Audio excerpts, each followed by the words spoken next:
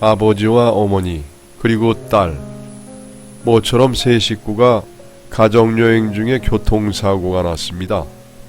자동차 언덕길 아래로 구르는 큰 사고였습니다. 어머니만 상처가 가벼울 뿐 아버지와 딸은 모두 크게 다쳐서 병원에 입원을 해야 했습니다. 특히 딸은 상처가 깊어서 오랫동안 병원 치료를 받음에도 평생 목발을 짚고 다녀야 했습니다. 당시 사춘기였던 딸은 무엇보다도 마음의 상처가 깊었습니다. 친구들이 학교에서 체육을 할 때에도 딸은 조용히 그늘에서 그들을 구경만 했습니다. 그나마 같은 목발 신세인 아버지가 딸에게는 큰 위안이 되었습니다. 아버지도 지난 교통사고 이후 목발을 집어야 하셨던 것입니다.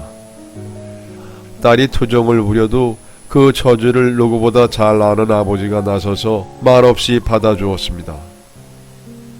딸에게는 아버지와 같이 공원 벤치에 나란히 목발을 기대놓고 앉아 이런저런 이야기를 나누는 것이 유일한 행복이었습니다.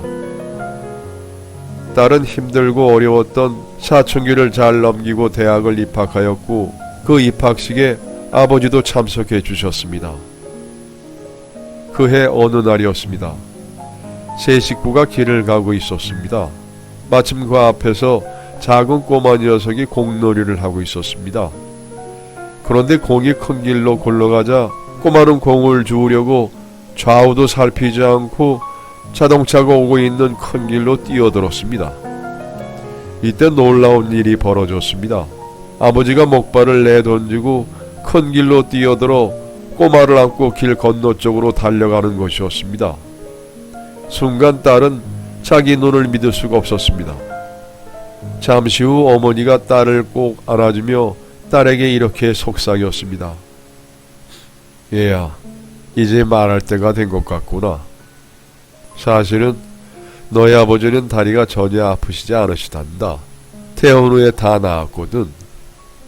그런데 네가 발목을 짚어야 된다는 사실을 알고 나신 후에 아버지도 목발을 짚겠다고 자청을 하셨단다. 너와 아픔을 같이 해야 된다고 하시면서 말이다. 이것은 아빠 회사 직원들은 물론이고 우리 친척들도 아무도 모르는 사실이란다. 오직 나와 아버지만이 아는 비밀이야. 딸은 길 건너에서 손을 흔드시며 어린아이처럼 해맑게 웃으시는 아버지를 보면서 오랜 시간 자신을 위해 말없이 가슴속에 품었던 아버지의 사랑에 하염없이 눈물을 흘렸습니다. 사람 관계는 이기고 지는 것이 없습니다. 잔인하게도 인간은 100번 잘해줘도 한 번의 실수를 기억합니다.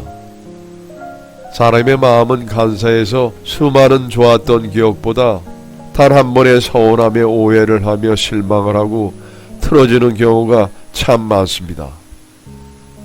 서운함보다는 함께한 좋은 기억들을 먼저 떠올릴 줄 아는 현명한 사람이 되어야 행복합니다.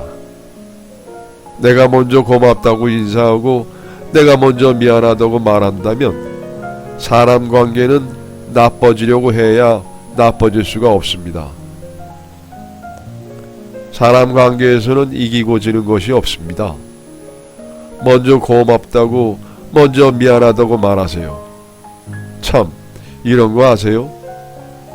식사 후 적극적으로 밥값을 계산하는 이는 돈이 많아서 그런 것이 아니라 돈보다 사람과의 관계를 더 소중히 생각하기 때문입니다.